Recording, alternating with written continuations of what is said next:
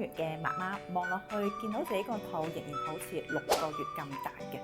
咁千祈唔好灰心，只要你咧跟住我哋以下嘅產後修復運動去做嘅話，可以啦成功修復瘦身。第一組嘅運動係一個曲腳嘅單腳抬腿練習，呼氣，一隻腳抬起，抬到你個膝頭哥大概去到你個盤骨。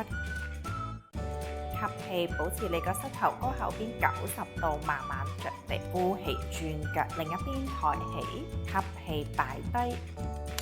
我哋一隻腳會提起90度嘅曲腳，呼氣，另一隻腳抬高，個膝頭哥大概喺你個盤骨嘅上方。舉高埋我哋嘅雙手，手指指向天花板，準備右手左腳，我哋會拉遠